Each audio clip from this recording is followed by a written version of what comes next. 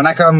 நான் டாக்டர் ராமநாதன் அர்ச்சுனா. இன்றைக்கு 30/7/2026 இன்றைக்கு ஒரு நீண்ட தூர பயணத்துக்காக காத்திருக்கிறேன். வாழ்க்கையே ஒரு நீண்ட தூர பயணம் தானே. சோ சரி, வாங்கோ விஷயத்துக்கு போவோம். இந்த வீடியோ மிக ஆழமாக ஆறுதலாக கதைக்க போறேன்.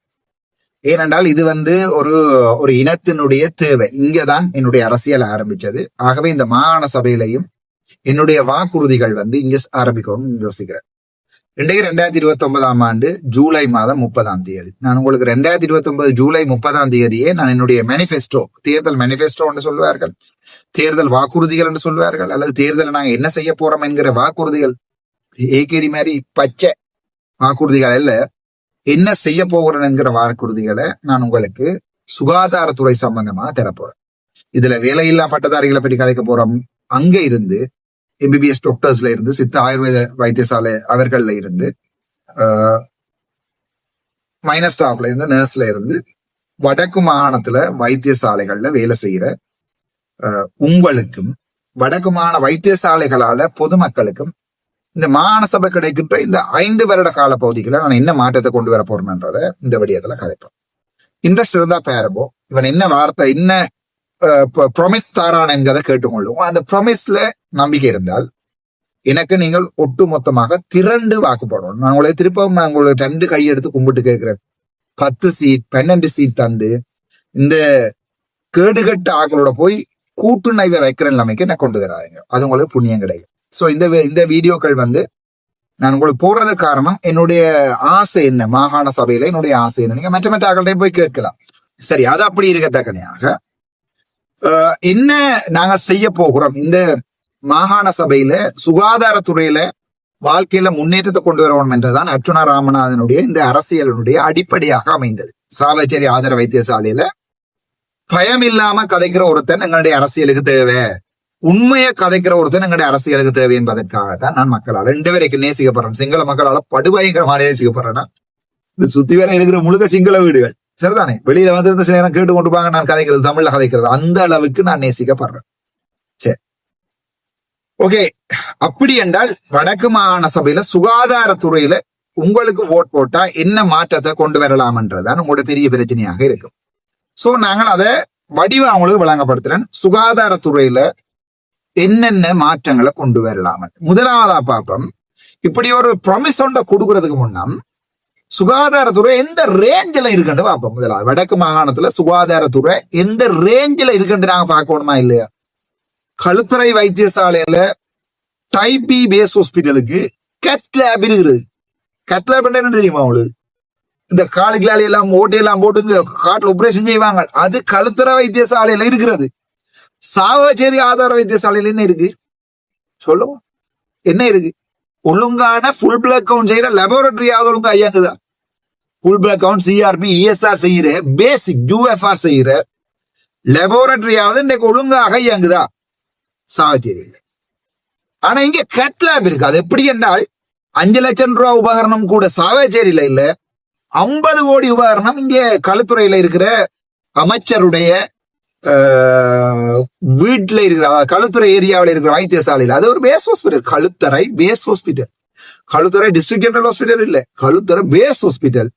ஆனால் போய் பாத்தீங்கன்னா தெரியும், பில்டிங் எல்லாம் மாட மாளிகை, கோபுரங்கள், எல்லாத்துக்குமே லிப்ட் இருக்கு. சாவச்சேரியில ஒன்றே ஒரு பில்டிங்ல மட்டும்தான் லிப்ட் இருக்கு. அந்த லிப்டையும் 2006 ஜூன் மாதம் 13 நான் பாரமடிக்க லிப்டையும் பூட்டையில. அதுக்கு இல்ல பிரெக்னன்ட் மதர் போனாலும் அந்த கதவை அப்படியே அமர்த்தி புளிஞ்சுதான் எடுக்கும். வந்த உடனே முதலாவதா அடித்தது கடிதம் அந்த லிப்ட் கம்பெனிக்கு, தம்பி லிப்ட கொண்டு ஒழுங்கா சென்சரை போட்டு, இல்லையென்ற நான் உனக்கு வளைவு போடுவேன். இந்த கடிதம் இப்போ அங்க ஃபைல்களுக்குள்ள இருக்கும் சரிதானே. சோ படு மோசமாகத்தான் வடக்கு மாகாணம் இருக்கிறதுன்றதை நீங்க ஏற்றுக்கொள்றீங்களா? அவங்க நல்ல உதாரணம் தாரேன். கிளிநொச்சியை போய் பாருங்க. Kilinochchi district general hospital, Anuradhapura district general hospital, எப்படி இருக்கு வித்தியாசம்? கிளிநொச்சி டிஸ்ட்ரிக்ட் ஜெனரல் ஹாஸ்பிட்டலையும் Anuradhapura district general hospital, Anuradhapura DGH இப்ப சொல்றாங்க என்னென்றால் நேஷனல் ஹாஸ்பிட்டலா மாத்தணுமாம் அடிவர்றாங்க சரிதான். ஆனால் அதுக்கு முன்னாடி நாங்க அடிபட்டு போன முறை அமைச்சரோடையும் சொல்லி இருக்கிறோம். அடுத்ததாக ஜாழ்ப்பாணத்தை தான் நாங்கள் நேஷனல் ஹாஸ்பிட்டலாக மாற்றுவோம் யாழ்ப்பாணம் போதனா வைத்தியசாலை. கோழிக்கூடு மாதிரி மாற்றப்பட்டிருக்கிறது யாழ்ப்பாணம் போதனா வைத்தியசாலை. கோழிக்கூடு மாதிரி தான் இருக்கிறது. சோ அந்த கோழிக்கூடு எல்லாத்தையும் உடைச்சு எல்லாத்தையும் நான் விளங்கப்படுத்துறேன் உங்களுக்கு. அது நாங்கள் ஒரு நேஷனல் ஹாஸ்பிட்டல், ஒரு தேசிய வைத்தியசாலையாக மாற்ற வேண்டாமா? ஒப்பிடுங்க முதல்ல. நான் என்ன செய்ய போறேன் மாகாண சபையில என்ற கதைக்கிறத விட வைத்தியசாலைகளை ஒப்பிடுங்கோ. சங்கானையில இருக்கிற டைப் சி டிவிஷனல் ஹாஸ்பிட்டலுக்கு போவோம். கொழும்பு பக்கம் இருக்கிற டைப் சி ராஜகிரிய பக்கம் இருக்குது மெண்ட டிஎம்ஹெச் போய் பாருங்க எப்படி இருக்கிறது. சோ உங்களுக்கு அந்த வித்தியாசம் விளங்கணும். வடக்கு மாகாணத்துல சுகாதாரத்துறை படுமோசமாக நிர்வகிக்கப்படுகிறது. பணமில்ல, ஊழலால நாசமா போயிருக்குது. Krishnapuram audit, Maruthankerny audit, Point Pedro audit, Tellippalai audit, Chavakachcheri audit. உங்களுக்கு எல்லா வைத்தியசாலை சம்பந்தமாக பாராளுமன்றத்துல ஓடிட் கோரி நான் போட்டுக்கிறேன். உங்களுக்கு தெரியுமா இல்லையா? சோ நீங்க யோசிக்க வேணும். வடக்கு மாகாணத்துல பெரிய மாற்றங்களை கொண்டு வர வேணும். அதுக்கு ஒரு மெடிக்கல் அட்மினிஸ்ட்ரேஷன் தெரிஞ்ச ஒருத்தர் உங்களுக்கு வடக்கு மாகாணத்துல முதலமைச்சரா வாரது விரும்புறீங்களா? அல்லது குந்தையா பாஸ்கரன் மாதிரி தேத்தனியை குடிச்சு கொண்டு கற்கண்ணையை திண்டு கொண்டு உங்களுக்கு முதலமைச்சரா வாரது விரும்புறீங்களான்றது நீங்களே தீர்மானிக்கணும். நான் தீர்மானிக்கிறாதே, உங்களுடைய ஓட் தான் தீர்மானிக்கும். நான் யாரையுமே அவமானப்படுத்துறதுக்கு விரும்பல. ஆனால் பாராளுமன்றத்துல நான் இருக்கிற நாட்கள்ல பயங்கரமாக கவலைப்பட்டிருக்கிறேன். ஆங்கிலம் தெரியாது, சிங்களம் தெரியாது, தமிழும் ஒழுங்காக கதைக்க தெரியாம எழுதி வாசிக்கிற பாராளுமன்ற உறுப்பினர்களை கை நாட்டுகளை தான் நீங்க அனுப்புறீங்க வடக்கு மாகாணத்துல இருந்து. எத்தனை உதாரணம் இருக்கு உங்களுக்கு சொல்ல வேணும். உதாரணம் இளங்குமரன்ல இருந்து சொல்லவா வேணும் உங்களுக்கு உதாரணம். ஸ்ரீதரன்ல இருந்து சொல்லவா வேணும் உங்களுக்கு. ஆகவே உங்களுடைய தெரிவு. நீங்க நினைக்கிறது அரசியல்னா சும்மா அங்கால சும்மா ஒரு எம்பி தானே அவர்கிட்ட இல்லடா. உங்களுக்கு எல்லாத்தையுமே உங்களுக்கு டிசிசி மீட்டிங் என்ற ஒன்றை நடத்தி காட்டினவன், நடக்கிறது என்று காட்டினவன் யார் என்ற உங்களுக்கு தெரியும். நான் கவலைப்படுறேன். என்ற இனத்துக்கு பாராளுமன்ற ரீப்ரசன்டேஷன் பயங்கர மோசமாக இருக்கிறது என்பதையும், நானும் போனா யாழ்ப்பாணம் கடும் பம்பலா இருக்கும் என்பதையும் உங்களுக்கு நான் சொல்ல தேவை. சோ ஒப்பிட்டு பார்த்துட்டோம். ரெண்டு இடமும் எவ்வளவு கேவலமாக இருக்கிறது. வடக்கும் தெற்கும் எப்படி இருக்கிறது. தெற்குல இந்த நான் இருக்கிற வீட்டு வாசல் வரைக்கும், இந்த வாசல் வரைக்கும் காப்பேன். சரிதான், இது ஒரு குச்சொழுங்க மாதிரி வாசல் வரைக்கும் காப்பேன். ஆனால் வடக்குல இன்னும் கூட பெரிய பிரதான வீதிகள் இன்னும் காப்பேட் போடப்படையில. சோ வீதிகளை பற்றி நான் காய்ச்சி தனி வீடியோ போடுறேன். நாவே விளங்கி கொள்ளுங்க. வடக்கினுடைய அபிவிருத்தி வேற, தெற்கினுடைய அபிவிருத்தி வேற. தெற்குல வைத்தியசாலையில வைத்தியர்கள் நிம்மதியா வேலை செய்யறாங்க. இங்க தாராளமாக வடக்கு வைத்தியர்களை கொண்டு வந்து தெற்குல கோட்டன் ரப்பி வச்சிருக்கிறாங்க. ஆனால் வடக்கு வைத்தியர்களுக்கு டிரான்ஸ்பரும் கொடுக்குறது. நேற்று தான் போனான் என்னுடைய 30th batch சீனியர் அண்ணா அவரால் அதுல நிக்கிறேன். என்னோட கதைச்சார். அவர் வந்து புத்தளத்துக்கு போறதுக்கு ட்ரை பண்றாரு. நான் யோசிச்சேன் மனசுல, இவ்வளவு மாதிரியான டேலண்டான ஆக்களை எல்லாம் ஏன் வடக்கு மாநிலத்துக்கு அடிவட்டங்களால் எடுக்கலாம் இருக்கு. ஒரு அரசியல்வாதியாக இருந்து கொண்டு நாங்கள் இவ்வளவு விற்கப்பட்ட நிலைமையில இருக்கிறோம். வாய் தூரம் தானே வாங்க என்ன வடக்கு கண்டு கேட்போம் பார்த்துட்டு பிறகு யோசிச்சேன்.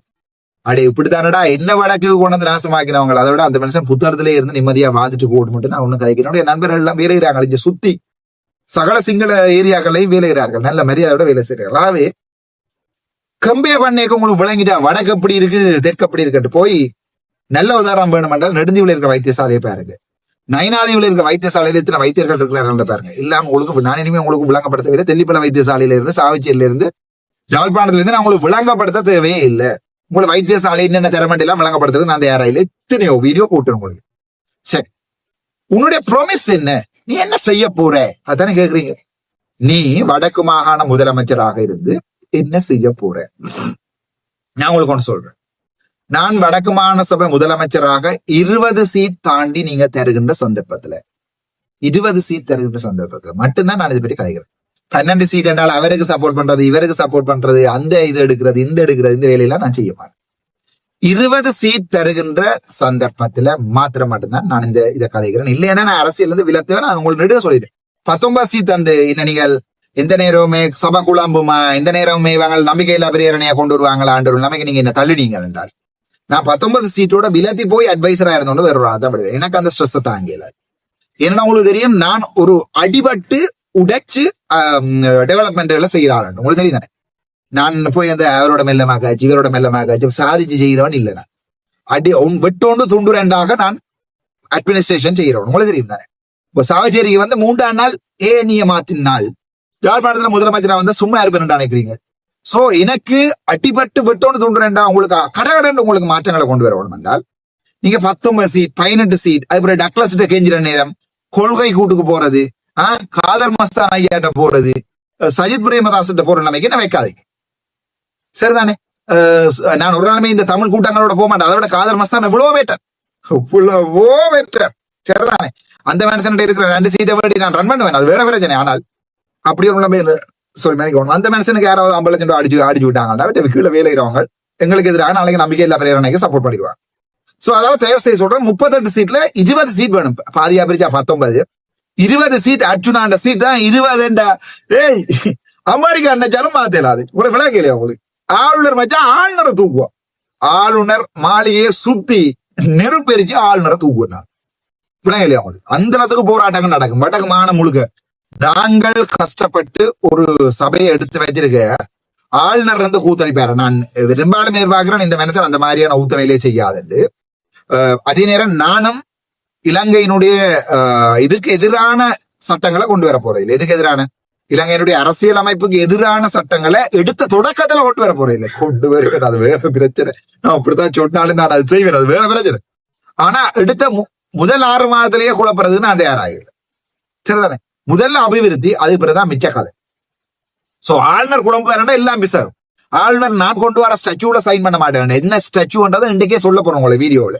என்ன சுகாதாரத்துறையில சட்டங்கள் கொண்டு வர போறோன்றதை இன்றைக்கே நான் சொல்ல போறேன், வடிவா கேளு. ஸோ ஆளுநரோட குழப்ப பண்ற அளவுக்கு எனக்கு 18 சீட் 16 சீட்ல விடாதீங்க. தயவு செய்து 20 சீட்டுக்கு தள்ளி விடுங்க. உங்களுக்கு புண்ணியம் கிடைக்க மாட்டாப்பா. உங்களுக்கு புண்ணியம் கூட காலையா இருந்துட்டா காட்டுகிடா கெஞ்சி கேட்கறது. அடே எனக்காடா கேட்கிறேன். இந்த பாராளுமன்ற பதவியே விட்டுட்டு போறேன் நான், எனக்காண்டியா மாகாண சபை கேட்கிறேன். சரி, விஷயத்துக்கு வரும். சோ என்ன செய்ய போறா என்று நீங்க கேட்கறது எனக்கு விளங்குது. முதலாவது, சுகாதாரத்துறையினுடைய அமைச்சர் ஒரு விழாகாலம் என்னோட நின்று போராடுகிற ஒரு வைத்தியர் ஒருவர் தான் சுகாதாரத்துறையினுடைய அமைச்சராக வருவார். அவர் மாட்டேன்டா நாங்க போர்ஸ் பண்ணி தூக்கிட்டு போனது உள்ளுக்குள்ள போடுவோம். விளங்கிட்டா உங்களுக்கு? அவர் வர மாட்டாருங்களே தெரியும். அவர் அமைதியா இருக்க விருந்தோண்டு பின்னுக்கு இருந்து சப்போர்ட் பண்றான்னு சொல்லுவார். அவர்கிட்ட காதை பிடிச்சு கௌசல்யாவை எப்படி தூக்கிட்டு வந்தோமோ அந்த மாதிரி எலெக்ஷன்ல போடுவேன். சோ அவரையும் நாங்கள் அரசியலுக்கு எடுத்துட்டு வர போறோம். நீங்க அரசியல் செய்யணும், டாக்டரோட ஆணி போடுங்கன்னா வாங்க. சரிதானே? சோ சுகாதாரத்துறைக்கு ஒரு வைத்தியர், அட்மினிஸ்ட்ரேஷன் தெரிஞ்ச ஒரு ஆள், ஊழல் பிடிக்க தெரிஞ்ச படிக்கணும் ஒருத்தன் நாங்கள் சுகாதாரத்துறை அமைச்சராக போடுவோம். அதுல உங்களுக்கு எந்த சந்தேகம் வேண்டாம் தானே? சந்தோஷமா இருக்கா உங்களுக்கு? அதுல எந்த சந்தேகமும் வேண்டாம். அதுல எந்த மாற்றங்களும் வராது. சரிதானே? ஒன்று உங்களுக்கு முதலாவது ப்ராமிஸ். சும்மா கண்டவன் கிண்டவன் எல்லாத்தையும் கொண்டு வந்து நான் சுகாதாரத்துறையில அமைச்சரா போட்டு போய் கழனி கங்கைகளை நயா வந்ததுன்னு சொல்லி, பாம்பு வந்ததுன்னு சொல்லி முட்டிய கொண்டே போறதுக்கு முட்டாள்களை வடக்கு மாநிலத்தில் நான் ஒரு நாளுமே அப்படி முட்டாள்களை கூட்டி கொண்டு வந்து பதவிகள்ல இருத்த மாட்டேன். விளங்கிக் கொள்ளும். சரி, அல்லது தற்சமயம் இந்த ஆளுமை இல்லாத ஒரு ஆளை நான் எங்கே அது இதுல இல்ல சுகாதார அமைச்சர் எங்கேயோ இடத்துல பதவியை கொடுத்தாலும் முழுக்க 100% நான் ரெஸ்பான்சிபிலிட்டி எடுப்பேன். சோ நீங்க அதை பற்றி பொறி பண்ண தேவையில்லை. சுகாதாரத்துறையில முதலாவது ஒரு அமைச்சர். 2வது, என்னோட நீங்கள் எல்லாரும் கேட்கிற கேள்வி, இப்ப வவுனியாவுக்கு டெவலப் பண்ணுவீங்களா டாக்டர்? முல்லைத்தீவையும் டெவலப் பண்ணுவீங்க டாக்டர்? மன்னாரையும் டெவலப் பண்ணுவீங்க டாக்டர்? கிளிநொச்சியும் டெவலப் பண்ணுவீங்க டாக்டர்? அல்லது யாழ்ப்பாணத்தை மட்டும்தான் டெவலப் பண்ணுவீங்களா டாக்டர்? 100 சொச்ச ஹாஸ்பிட்டல்கள் இருக்கிறது யாழ்ப்பாணத்தின் மாகாண சபைக்கு. சரிதானே? நான் உங்களே ப்ராமிஸ் கொண்டு தாரேன். கஷ்டப்பட்ட பிரதேசங்கள்ல இருந்தால் அபிவிருத்தியில ஆரம்பிப்பேன். முக்கியமாக மென்னர். ஞாபகம் இருக்கா உங்களுக்கு? சிந்துஜா படுகொலை வழக்கு நடந்த மென்னர்ல நீ பில்டிங்க கொடுத்து வச்சிருக்கீங்க. அது ஒரு வழியும் இல்ல தம்பி. என்றைக்கு மானசம் வருதோ அன்றைக்கு நான் அடுத்த ஸ்டாச்சுவை போட்டு தெல்லிப்பளையும் எடுத்துருவோம். மென்னாரும் எடுத்துருவோம். நான் அரசியல்வாதியடா, படைய விளையும் கொள்ளுங்க. சோ என்னைக்கு மாகாணசபை வருதோ அன்றைக்கு அடுத்த நாள் ஸ்டாச்சு ஒன்று போடப்பட்டு, ஸ்பெஷல் மாகாணசபை ஸ்டாச்சு ஒன்று போடப்பட்டு தெல்லிப்பளையும் எடுத்துருவேன், மன்னாரும் எடுத்துருவேன், ஜாழ்ப்பாணத்தையும் எடுத்துருவேன், ஜாழ்ப்பாண டீச்சிங் ஹாஸ்பிட்டலையும் எடுத்துருவேன். எல்லாரும் சொல்லுவீங்க ஜெஃப்னா டீச்சிங் ஹாஸ்பிட்டல் நீங்க எடுப்பீங்கன்னு. அந்த நேரம் பார்ப்போம், அந்த நேரம் பார்ப்போம். விளங்கிச்சா உங்களுக்கு? அதை நீங்க கெசட் பண்ணி தானே வச்சிருக்கிறீங்க. இது மாநசபை ஹாஸ்பிட்டல், இது லைன் மினிஸ்டர் ஹாஸ்பிட்டல். கெசட்டுக்கு 10 கெசட் போட்டு ஜாழ்ப்பாணத்தை எடுக்கிற பெரிய வேலையில தான் மெஜாரிட்டி இருந்தால் அப்படி நான் சும்மா லேசுப்பட்ட ஆள் இல்ல. அவை அவசரப்பட வேண்டாம். தெல்லிப்பளைய கொடுத்ததே காரணம் இப்ப இருக்கிற இந்த கலிசட் அட்மினிஸ்ட்ரேஷனை விட அங்க ஏதாவது கொண்டு போட்டு. நான் பாராளுமன்றத்தில் இல்ல, கௌசல்யா நரேந்திரன் என்னோட 6 மாதம் கழிச்சு கேள்வி வாசிப்பா பாராளுமன்றத்துல. தெல்லிப்பளை ஆதார வைத்தியசாலை ராமநாதன் அர்ச்சுனா அவர்கள் தன்னுடைய முழு முயற்சியால் தங்களுடைய மத்திய அரசின் கீழ் கொண்டு வந்ததன் பின்னர் 6 மாதங்கள் கடந்திருக்கிறது. இந்த 6 மாதங்களிலே கௌரவ சுகாதார அமைச்சரே, கௌசல்யா வாசிக்க போகுது, கௌரவ சுகாதார அமைச்சரே, தாங்கள் ஆட்கள் பணி சேர்ப்புக்கு செய்த மாற்றங்கள் என்ன வரிசைப்படுத்தவும். இதுவரைக்கும் தெல்லிப்பளை ஆதார வைத்தியசாலைக்கு ஒதுக்கப்பட்ட பணம் எவ்வளவு? 2025ஆம் ஆண்டில் இருந்து ஒதுக்கப்பட்ட பணத்திலிருந்து இன்று வரைக்கும் ஒதுக்கப்பட்ட பணங்களோட மேலதிக ஒதுக்கப்பட்ட பணங்கள் எவ்வளவு? ஒதுக்கப்பட்ட பணங்களிலே பாவிக்க கௌசல்யா இருந்து வாசிக்கும். ஒருத்தர் ஒட்ட செய்யறான் என்றால் நீங்கள் முட்டாள் நினைச்சா அதை கொண்டு செய்யலாது. என்ன 6 மாதம் கழிச்சு நான் என்னைக்குவே கசட் பண்ணினமோ, கசட் பண்ணில இருந்து இந்த முறை அதுக்கானதான் நான் கேட்கிறேன். எனக்கு ஒரு 15 லட்சம் எங்கேயாவது திரட்டி தாங்கோ, நான் இந்த இதை பாக்குறதுக்கு இந்த பட்ஜெட் இருந்து அடிபட்டு போறது சரிதானே, பட்ஜெட்ல அடிபட்டு பட்ஜெட்ல மாற்றங்களை கொண்டு போறது கேட்கிறேன். இல்லாட்டி கௌசல்யா விட்டு அடிபடுகிறார். அடுத்தது தெல்லிப்பளை ஆதார வைத்தியசாலையிலேயே ஊழல்கள் கண்டுபிடிக்கப்பட்டதா? இங்க கௌசல்யா கேட்கும், என்பிட்ட பதில் இருக்காது. என்பிபி இருக்குமா, என்பிபிட்ட பதில் இருக்குமான்ற எனக்கு தெரியாது. ஆனா என்பிபிட்ட பதில் இருக்காது. இப்போ உங்களுக்கு விளங்கும். ஆகவே சகல வைத்தியசாலைகளையும் எடுப்பேன் நான் முதலாவது சரிதானே. மாகாண சபைகளை தான் சகல முதலாவது ப்ராமிஸ் உங்களுக்கு சொல்லிட்டேன். டாக்டரால தான் நான் அமைச்சரா போடுவேன். 2வது அவனுக்கு இல்லாத சகல வைத்தியசாலையை ஸ்டாச்சு போட்டு எடுப்பேன். 2வது 3வது இவ்வளவு வைத்தியர்களுக்கு எதிராக போராடினது தானே நீங்க நினைச்சு கொண்டிருக்கிறீர்கள். என்னுடைய ப்ராமிஸ் இது. என்னோட படிச்சவன் எனக்கு படிப்பிச்ச ஐயாமேர் அம்மாமேர் இந்த வீடியோவை தற்செயலா நீங்க பார்த்தா, உங்களுக்கு தான் டைம் இருக்காது, தற்செயலாக நீங்க பார்த்தால் உங்களுக்கு அர்ச்சுனா ராமநாதன் இப்படி இருந்து கேம்பஸ் காலத்துல இருந்து தெரியும் சரிதானே. மற்றவனுக்கு தெரியாது. மற்றவன் எல்லாம் இன்றைக்கு நேரே தானே என்ன பாக்குறாங்க. உங்களுக்கு அர்ச்சுனா ராமநாதன் எப்படி என்று 2008ஆம் ஆண்டு தெரியும். யாழ் மெடிக்கல் ஃபேக்கல்ட்டியில 2008ஆம் ஆண்டுல இருந்து 2024ஆம் ஆண்டு இதுக்கு போகும் வரைக்கும் நான் எப்படிப்பட்டவன் உங்களுக்கு தெரியும். உங்களுக்கு தெரியும் அர்ச்சுனா சொன்னானா செய்வானா என்கிறதும் உங்களுக்கு தெரியும். இனி உங்களோட விருப்பம். ஆனா வீடியோ பாருங்க.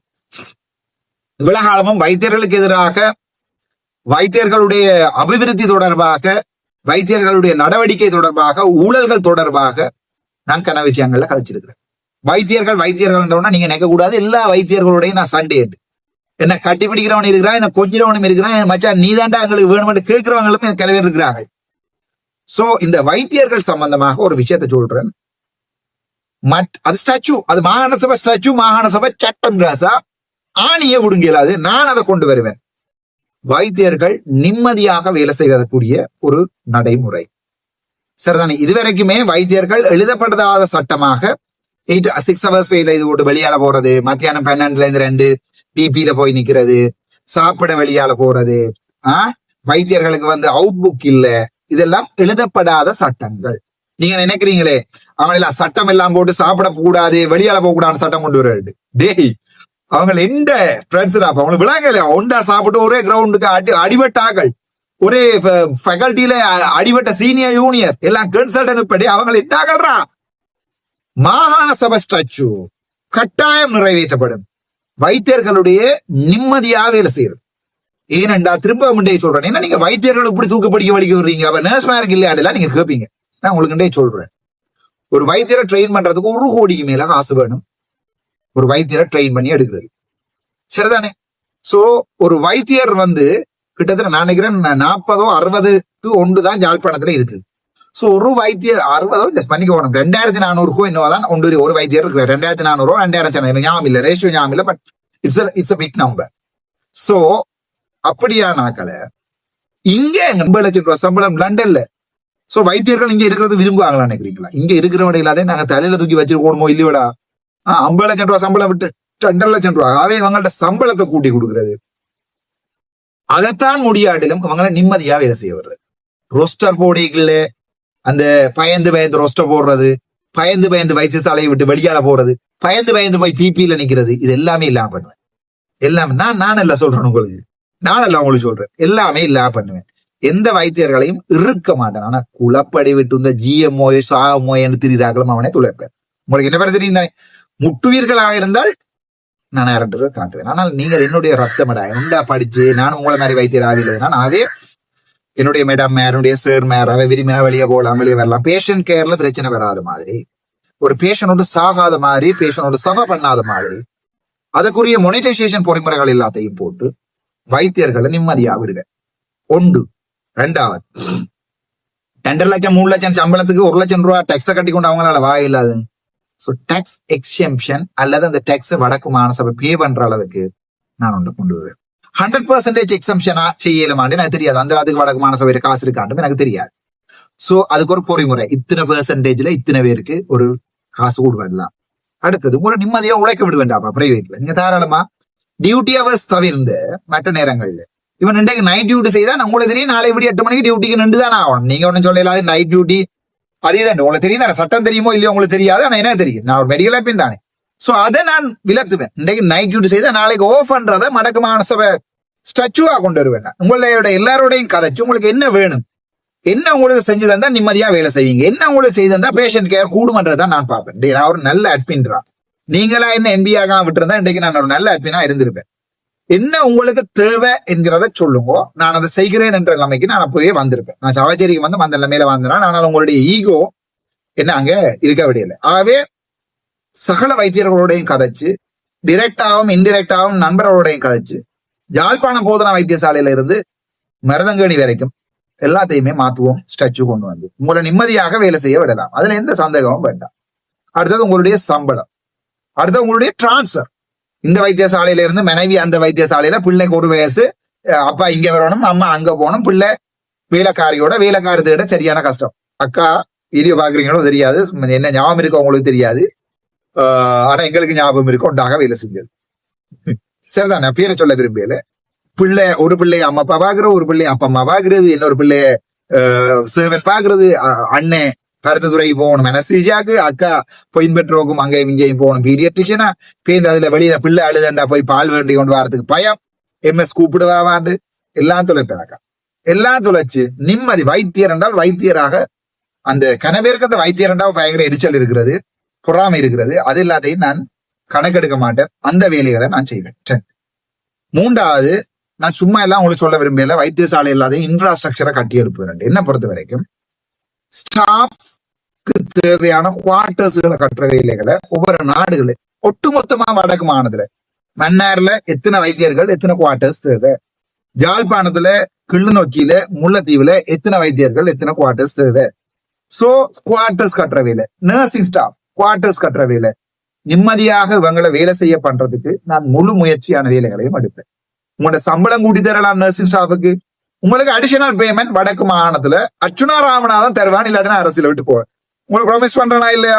அது 500 ரூபாயா இருக்கலாம், 5 லட்சமா இருக்கலாம். நான் ப்ராமிஸ் பண்றேன், உங்களுக்கு வடக்கு மாநசபை ஒழுங்கா ரன் பண்ணமாக இருந்தால், அங்கங்க ஒழுங்கா டேக்ஸ் அடிப்புமாக இருந்தால், இந்த உள்ளூராட்சி சபைகள் ஒழுங்கா வேலை செய்து அந்த காசு முழுக்க வடக்கு மாநசபைக்கு வருமாக இருந்தால், உள்ளூராட்சி சபை நினைச்ச மாதிரி எல்லாம் தங்களுக்குரிய பட்ஜெட்டுகளை போடுறது எல்லாத்தையும் தடுப்பமாக இருந்தால், சும்மா நினைச்சோட மாமா கொண்டு அதுல ஒரு கண்ட்ராக்ட், சித்தப்பா கொண்டு இதுல ஒரு சைக்கிள் பேக், இந்த ஆணிகள் எல்லாம் நிப்பாட்டப்பட்டு யாழ்ப்பாணத்துக்குரிய வைத்தியசாலைக்குரிய மாஸ்டர் பிளான் உருவாக்கப்பட்டு ஒரு நிம்மதியான வாழ்க்கை உண்டு நான் உங்களுக்கு தெரியும்.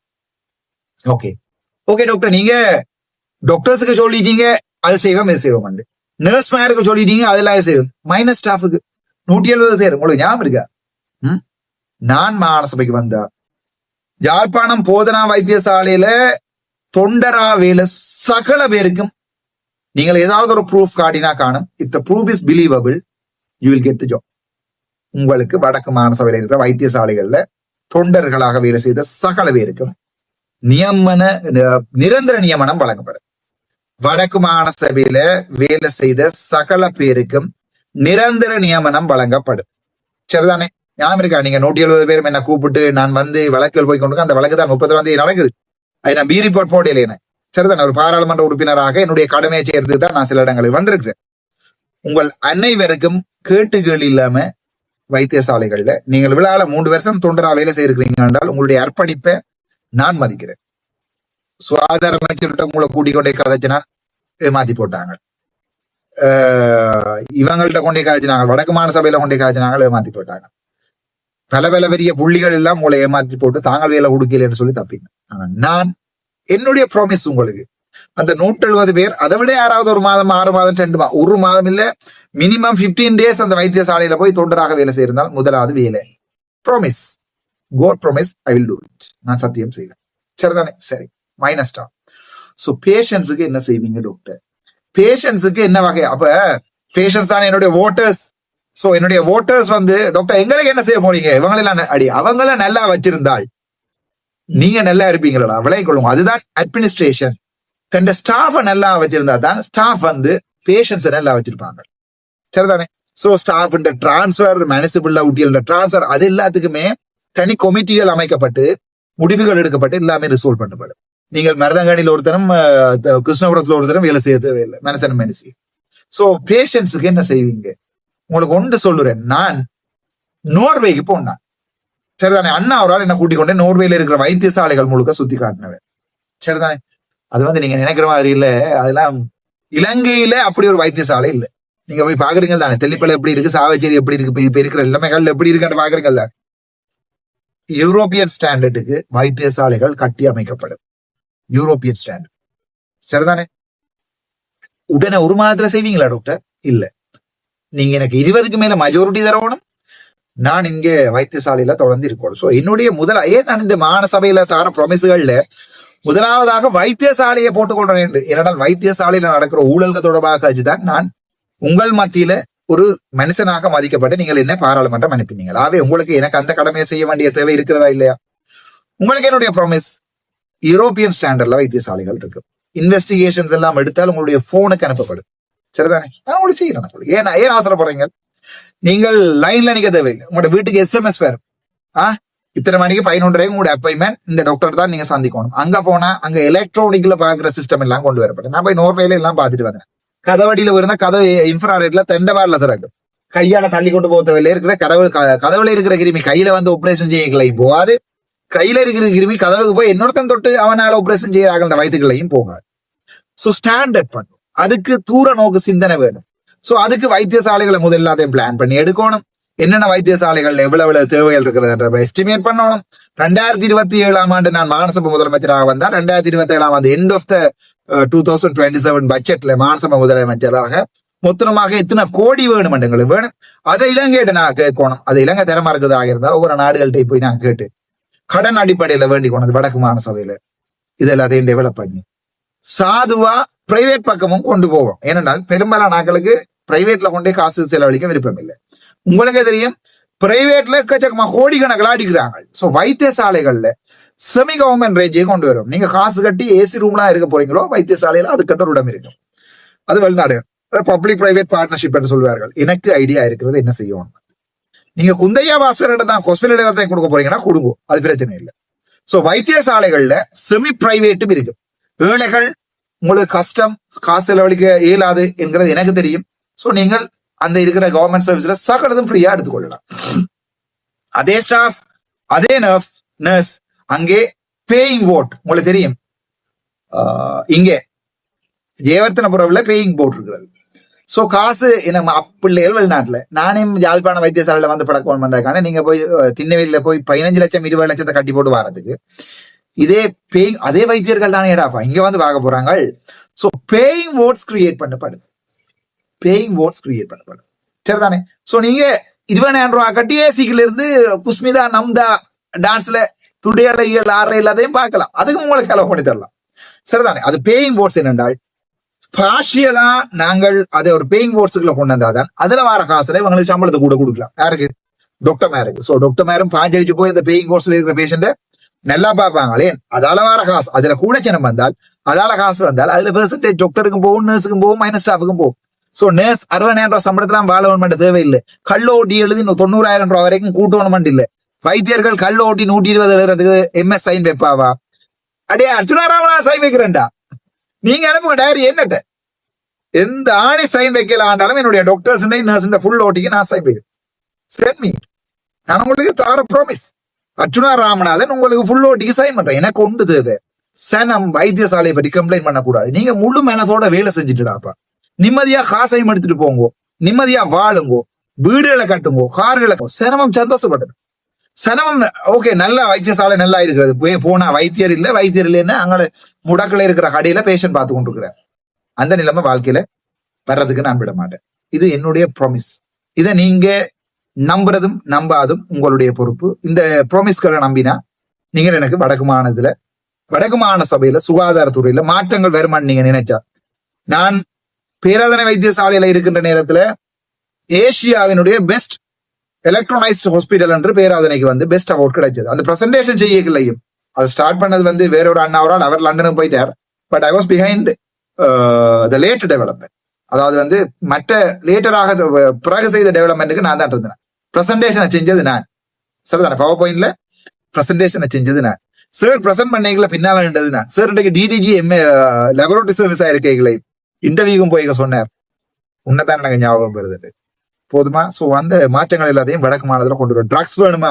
வயசு போனாக்களுக்கு வீட்டை அனுப்புறேன்டாப்பா, போஸ்ட்ல ட்ரக்குகளை, மருந்துகளை. உங்களுக்கு வடக்கு மாநசபை கண்டு வேறொரு, நான் இதுல போலீஸுக்கு எல்லாம் வேற வேற கனவுகளோட இருக்கிறேன். வேற ஒரு சரி, எனக்கு உண்மையாகவே உங்களால் இயலாது, காசும் கஷ்டம், ஆனால் வைத்தியசாலைக்கு நீங்க வரணும். வீட்டை வந்து ஹாஸ்பிட்டல்ல உங்களை ஏத்திட்டு போகும். அந்த சிஸ்டம் கொண்டு வருவேன் நான். இப்ப எல்லாம் போன் இல்லாட்ட கையிலையும் வந்துட்டு தானே. So it is simple. வீட்டை வந்து உங்களுக்கு ஆம்புலன்ஸ் உங்களை ஏத்தி கொண்டு போய் ஹாஸ்பிட்டல்ல விட்டுட்டு கொண்டே வீட்டை அதுக்கெல்லாம் கொஞ்சம் கஷ்டம். காசுக்கு அங்க போவேன் நீங்க கேட்கற, சும்மா இவர் அடிச்சு விடுறாருன்னு கேட்கற. காசுண்டா காசை ஜெனரேட் பண்ணணும், காசை உருவாக்க வேணும். காசை உருவாக்குறேன் நான் மரத்துல இருந்து உருவாக்குறதா இல்ல, பேயிங் வோட்ஸ். ஓகே, மாகாண அர்ச்சுனாவினுடைய பேர்ல பிரைவேட் வைத்தியசாலைகளை கட்டி வெளிநாட்டுல இருக்கிறார்களை இன்வெஸ்ட் பண்ண சொல்லும்.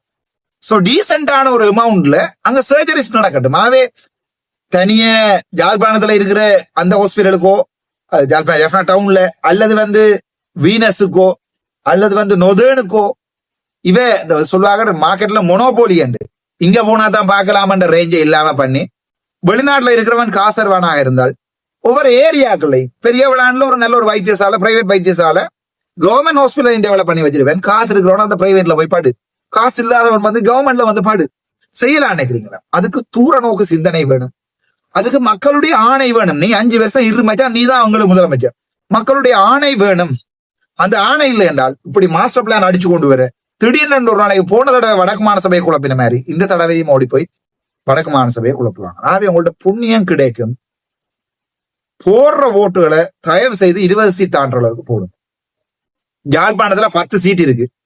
அந்த ஜாழ்ப்பாணம் 10 சீட்டும் நீங்க எனக்கு போட்டு தெரியல என்றால் நான் அதுக்கு பிறகு என்னத்தை சொல்லுவேன்னு சொல்லுங்க. நீங்க அதுக்கு பிறகு சைக்கிளுக்கு ஜங்குக்கு தான் போடுவீங்களே, அதான் நான் என்ன செய்யறேன். உங்களை கிளிநொச்சியில 4-6 சீட் இருக்குது, வவுனியாவில் 6 இருக்குது, முல்லைத்தீவுல 6 இருக்குது, வவுனியாவில 4 இன்னும் இருக்கு, மொத்தம் 38 சீட் இருக்குது.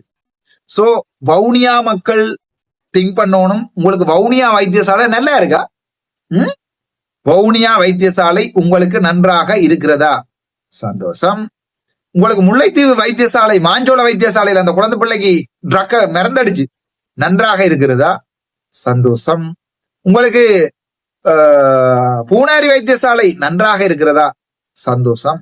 உங்களுக்கு கிளிநொச்சி வைத்தியசாலை இன்னும் நன்றாக இருக்கிறதா? ஜோசிங்கோ, இந்த வீடியோவை நீங்கள் இவ்வளவு தூரம் பார்த்திருப்பீங்களா இல்லையான்னு எனக்கு தெரியாது. ஏனென்றால் உங்களுக்கு நான் என்ன செய்ய போறேன் அந்த வார்த்தைகள்ல இருக்கிற வலியும் ஆழமும் விளங்குறீங்களோ இல்லையோ எனக்கு தெரியாது. ஆனா எனக்கு விளங்கிதான் நான் இந்த நேரம் 38 நிமிடம் தொடர்ந்து காய்ச்சி கொண்டுக்கிறேன்.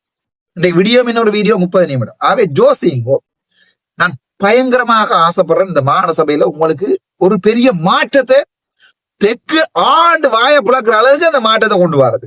தெற்கு வந்து ஆண்டு வாய பிளக்குற அளவு, தெற்குல உள்ளவன் ஐயோ அற்றா கொண்டு ஜனாதிபதியா இருத்தன்ற ரேஞ்சுக்கு நான் வேலை செய்வேன். ஏன் எனக்கு மாசடாப்பா மேல போய் மேல மேல மேல மேல மேல போறதுக்கு நெடுக வடக்கு மாநிலத்துல இருந்தா குத்தி கொண்டிருக்கிறத விட தெற்குல ஆட்டோகாரம் மாதிரி சொல்றான். ஐயோ டாக்டர் இங்க சந்தை கேட்க மாட்டேங்க, மீ சந்தை இல்லைன்னு அப்பி மீ மரல தினவாண்டு, அதாவது நாங்கள் செத்தடிச்சு உயிரை பண தினவாண்டுவானு.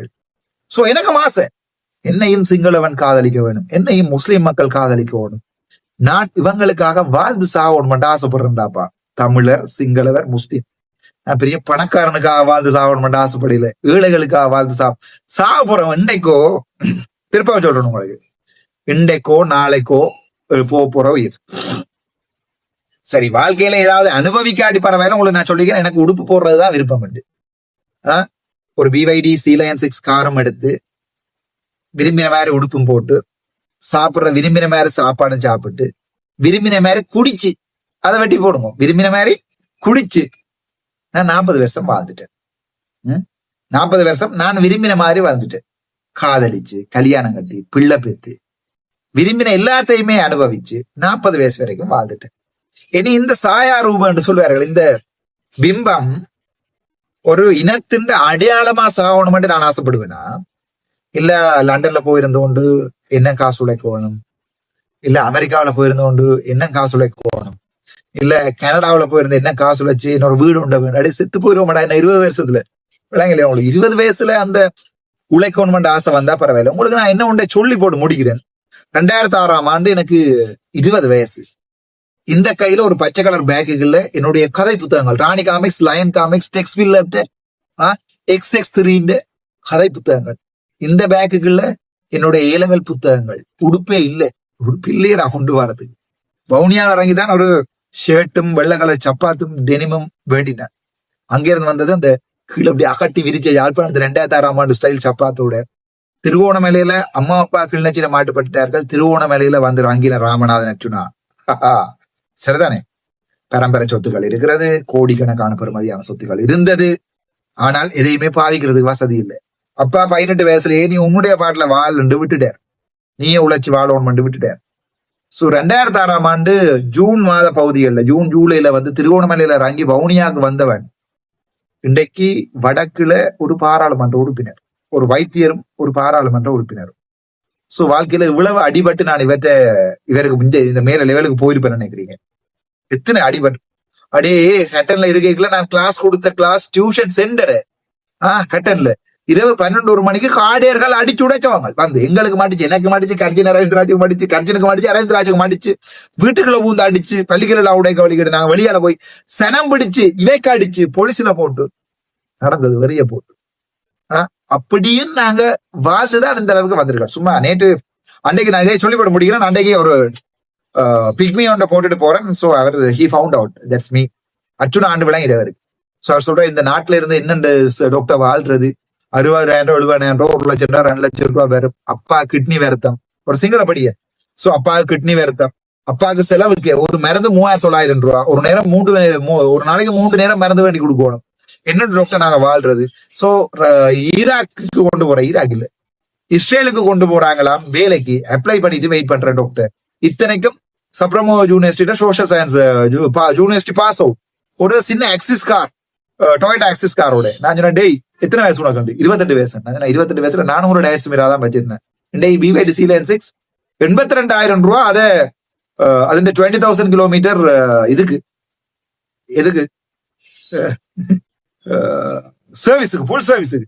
நீங்க எல்லாம் சொல்லுங்க, இவர்கிட்ட வார பாராளுமன்ற காசுல இவர் என்ன செய்யறாரு? கிரெடிட் கார்டுல பே பண்ணிக்கிறேன்டாப்பா. காசு இல்லாதால கிரெடிட் கார்டுல பே பண்ணி இருக்கு. கிரெடிட் கார்டுல ஒரு கிரெடிட் கார்டு செலான் பேங்க் நிரம்பிட்டு மற்ற கிரெடிட் கார்டுல 70,000 ரூபாய் 60,000 ரூபாய் தான் இருக்குது. எனக்கு மண்டைக்கு அண்ணா கேட்ட இல்லை, காசை கொஞ்சம் சேர்த்து வச்சிடல. எதுக்கு சேர்த்து வைக்கும்? அண்ணன் அடைய காசு வேண்டாம் போறதுதான் ஆக்கள் இருக்கேடா, நான் இதுக்கு சேர்த்து வைக்கணும். நான் அவன்கிட்ட கேட்ட கேள்வி என்னண்டா, தம்பி இதே 2006ஆம் ஆண்டு என்னுடைய 20 வயசுல ஒரு அனாதையாகி அப்பா கிள்ளொச்சியில இருக்கதாங்க. 2008 அப்பா செத்துறாரோ கடத்திட்டாங்க. அம்மா பாவம், அந்த மனசு ஒரு வேலையும் செய்யல, ஹவுஸ் ஒய்ஃபா இருந்தது. அண்ணன் மேல கல்யாணம் கட்டி தங்கண்ட பாட்டு இருக்கிறானா இல்லையா என்கிற, இருந்தால் தலைவர் இல்லையாட்டு இறைவன் என்ற ரேஞ்சில அவங்க இருந்தோம். மூத்தண்ணா போய் கேட்டா ஒரு 500 ரூபா தருவான். 2வது அண்ணா பிரான்ஸுக்கு போயிட்டான், அவனுக்கு தரக்கூடிய நிலைமையில அந்த நேரங்கள் ஒன்றுமே இருக்கிறில்ல. 3வது அண்ணா இருந்தாலும் தரமாட்டான். 4வது அண்ணாவிட்ட கேட்கறதே பெரிய பிரச்சனை. இருக்கிறானா இல்லையான்னு தெரியாம இருந்து படிப்பிச்சு கேட்டன்ல 1.5 லட்சம் ரூபாய்க்கு மேல உழைச்சு பல்சர் 200 பைக் எடுத்து 2008ஆம் ஆண்டு மெடிசின்ல போய் வாங்கினான். 2015ஆம் ஆண்டு பாஸ் அவுட் பண்ணி டயட்ஸ் மிராவில தொடங்கி வெசல்ல தொடங்கி இப்ப BYDல வந்து MPல வந்து நிக்கிறேன். விளங்கல வாழத்தான் போறேன். நீ முடிவெடுத்தால் எந்த கொம்பனாலையும் தடுக்கல, எந்த கொம்பன் வந்து தடுக்கல. நீ வாழத்தான் போறேன், நீ வாழத்தான் முடிவெடுக்க போறாய். நீ எடுக்கிற முடிவுதான் ராசா உண்ட வாழ்க்கைய தீர்மானி. நீ வாழத்தான் போறாய், நீ முடிவெடுக்கிறாயண்டா அன்றைக்கு நீ வாழ தொடங்கிட்டான்னு அர்த்தம்டா. அது பிறகு இந்த கொம்பனால ஆணியம் புடுங்கலாடா. இன்றைக்கு சொல்றேன் உங்களுக்கு, எந்த ஆணியம் புடுங்கலாடா உங்களை. நீ வாழத்தான் போறாய், உழைக்கத்தான் போற, படிக்கத்தான் போற. நான் மெடிசன் படிக்கத்தான் போறேன், டாக்டரா போறேன். நீ முடிவெடுத்தால் தேர்ட் சைட்ல கூட நீ போய் ஃபாரின்ல போய் முடிச்சுட்டு வரலாம். அந்த ஓர்மம் என்ன 2005ஆம் ஆண்டு தெரிஞ்சவளுக்கு தெரியும். ஒரு டிஷர்ட்டும் ஒரு டவுசரும் தான் போறேன் நான் கிளாஸுக்கு. அப்ப லவ்வும் ஃபெயிலியர், ஒரு டிஷர்ட்டும் ஒரு ட்ரௌசரும் தான் நான் போறேன். உடுப்பு மாத்திரடா நான் எக்ஸாம் எடுக்கும் பிறகு விளையாட ஒரே உடுப்பை தோச்சு போடுறேன். உடுப்புல எனக்கு முக்கியம் இல்லை, என்னுடைய எண்ணம் முழுக்க புத்தகங்கள்ல இருந்தது. படிக்கோர் மட்டும் வெறும் இருந்தது. என்ன வரி நான் ஒரு டாக்டரா மாட்டேன்னு நினைச்சு கொண்டுதான் சில பேர் எங்களை விட்டுட்டு போனவன். டாக்டராவே 10A நினைச்சு கொண்டு வந்துச்சுனா, 9AB நினைச்சு கொண்டு வந்துச்சுனா. அது பிறகு வெளிநாட்டு ஆசைகள், கொழுப்புக்கு வர வேண்டிய ஆசைகள் எல்லாம் அதுக்கு வந்தது. ஸோ எங்களை காதல பிரேக் பண்ணிட்டு போச்சுடும். அண்டைய யோஜனா நான் எம்பிபிஎஸ் டாக்டர் ஆகி காட்டுறேன், நீ முடிஞ்ச எம்பிபிஎஸ் டாக்டர் கட்டுறியன்று. ஏன்னா நீ எம்பியை காட்டினா தான் எங்கேயாவது சரிதானே. சோ வாழத்தான் போராய் என்கிற நீ முடிவெடுப்பாயாக இருந்தால், நீதான் அந்த முடிவை எடுப்பையாக இருந்தால், வேறொருத்தர் முன்னே உந்துதல் இல்லாம நீ முடிவு எடுக்கிறாய் என்றால் நீ போராட தொடங்கிட்ட அர்த்தம்டா. விளையாஞ்சா உங்களுக்கு நான் டிசைட் பண்ணிட்டேன் இந்த வடக்கு மாகாண சபையில ஃபுல் டஃப் ஒன்று கொடுக்குறேன்.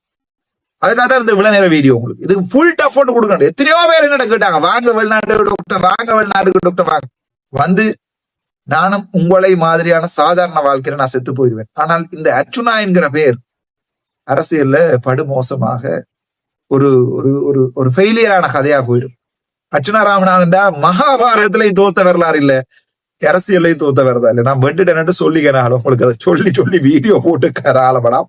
பன்னாடைகளுக்கு சில இந்த குளறுகிட்ட பன்னாடைகளுக்கு மட்டும்தான், இந்த பலாப்பழம் வட்டி விற்கிறதுகளுக்கு, இந்த தமிழ் ஐடியாக்களுக்கு, இந்த கூத்தாடி வருது வாயில கூத்தாடி வெட்டைகளுக்கு சொல்றது அடி. நான் வாழ தொடங்கி கனாலும் செத்து போயிட்டான்ட்டு நினைச்சாங்க அண்ணாமேர். சில அண்ணாமேர் சொல்லி கொண்டானா அவங்க தம்பியே இல்லடா பாட்டு அவன் செய்யற குளப்படி.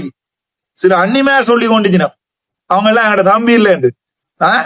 தம்பி அவன் என்ற தம்பி என்று சொல்ல பண்ணிருக்கிற. சோ நீதான் தீர்மானிக்கணும் வாழ்க்கை, நீதான் தீர்மானிக்கணும் நீ எங்க போறன்றது.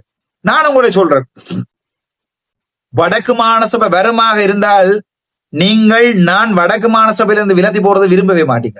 நான் உங்களுக்கு அடிச்சு ப்ராமிஸ் சொல்றேன். சுகாதாரத்துறை மட்டும் தான் இது வரைக்கும் வீடியோ போட்டிருக்கேன். உங்களுக்கு நான் மற்ற வீடியோக்கள்லாம் ஒவ்வொரு நாள் இரவு அப்லோட் பண்றேன். வடக்கு மாகாண சபை என்னட்ட நீங்க தெரிவிங்களாக இருந்தால் சாகும் வரைக்கும் அர்ச்சுனா முதலமைச்சராக இருக்கணும் என்ற முடிவுல இருந்து நீங்க ஒவ்வொருத்தனும் மாற மாட்டீங்க. நான் உங்களுக்கு ஷூரா ப்ராமிஸ் பண்ணி சொல்றேன். சுகாதாரத்துறைக்கே இவ்வளவு மாஸ்டர் பிளான் வச்சிருக்கிறான் என்றால் வைத்தியர்கள் எல்லாம் எங்களுடைய உறவுகள். சோ அவங்கள கொண்டு நீங்க வேலை வைக்க பண்ணணுமா இல்லையா? காசு இருக்கிறவனை போய் உழைக்கவனை விட அடி உழைக்கிறது தானடா படிக்கிறது. சோ அவங்க எல்லாரையுமே சிதைச்சு அவங்க எல்லாம் வெளிநாட்டுக்கு அனுப்பி பிரெயின் போடுறாங்க இங்க இருந்து. அப்படியே ஜெர்மனியில போய் படிக்கிறதா ஒரு டாக்டரா வேலை செய்யறதாக இருந்தால் திரும்ப உங்களுக்கு சொல்றேன், ஒரு மாதத்துக்கு 3 கோடிக்கு மேல, ஒரு வருஷத்துக்கு 3 கோடிக்கு மேல வருமானம் பெறும். ஒரு வருஷத்துக்கு ஹஸ்பண்ட் வைஃப் 6 கோடியடா. அத்தனைக்கும் ஜெர்மனில இந்த எக்ஸாம் பாஸ் பண்ண தேவையில்லை, எந்த எக்ஸாம் பாஸ் பண்ண தேவையில்லை, மெடிக்கல் லைசன்சிங் எக்ஸாம் பாஸ் பண்ண தேவையில்லை. அவங்களோட லாங்குவேஜ் C1 லெவல்ல பாஸ் பண்ணினா கச்சா சொன்னா சரியாடா போய் சேர்ந்துலாம் ஜெர்மன்ல வேலைறதுக்கு. உங்களுக்கு விளையாலையா? அவங்களுக்கு போய் சேர்ந்துலாம் ஜெர்மன்ல வேலைறதுக்கு ராசா. சோ வடிவா விளைய கொள்ளுங்க. அதை முட்டாள்தனமாக எல்லாத்தையும் எதிர்த்து எல்லாத்தையும் குழப்பாம நான் அங்கேயே போய் ஜெர்மனில வாழ வேண்ட தேவையில்லை. எனக்கு வழக்குகள் இருக்குது, என்ன பிடிச்சி உள்ள போடத்தான் போறாங்க. நான் அப்படித்தான் பாராளுமன்ற தேர்தலில் நிக்காட்டிலும் நான் அரசியலை கட்டமைப்பேன்.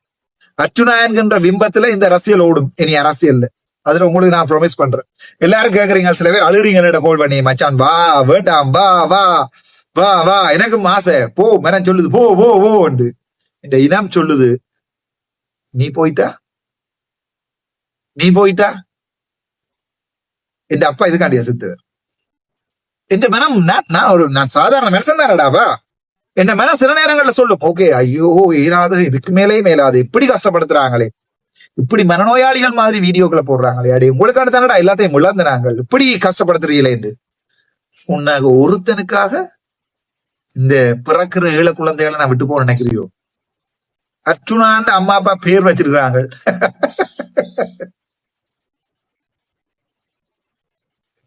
உன்னுடைய பேரை நீயே உச்சரிச்சு பேர் வித்தியாசம் விளங்கும். நன்றி, வணக்கம். டாக்டர் ராமநாதன் அர்ச்சுனா.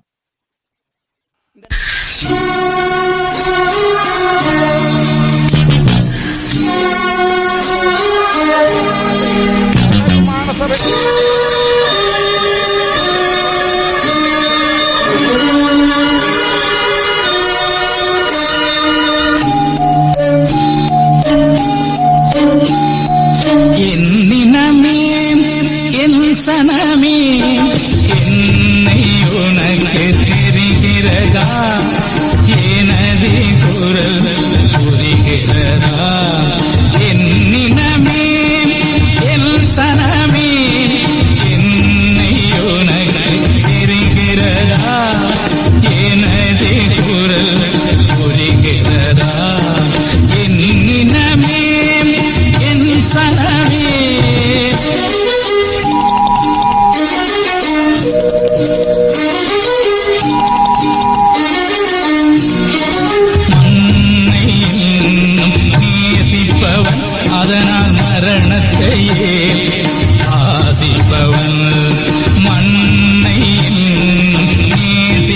நேசிப்பவன் அதனால் மரணத்தையே ஆசிப்பவன் என்னினமே என் சனமே என்னை உனக்கு தெரிகிறதா எனது குரல் புரிகிறதா என்னினமே என் சனமே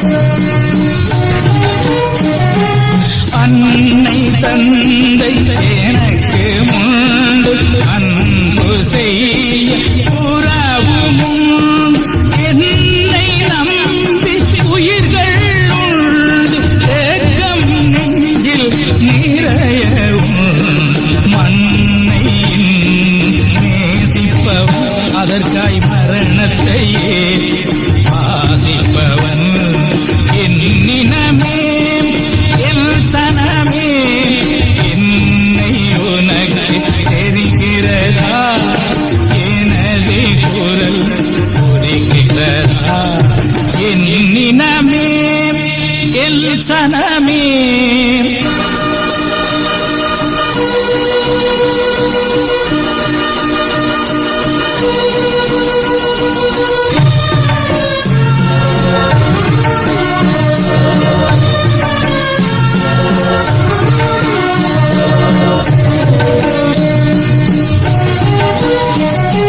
பாசறை நான் புகுந்த இடம் பதுங்கு கூடி உறங்குமிடம் தேசநலன் எனது கடன் தேன் தமிழே எனது திடன் அதனால் மண்ணை நேசிப்பவன் அதற்காய் மரணத்தையே ஆசிப்பவன் என்னினமே என் சனமே என்னை உனக்கு தெரிகிறதா எனது குரல் புரிகிறதா என்னினமே என் சனமே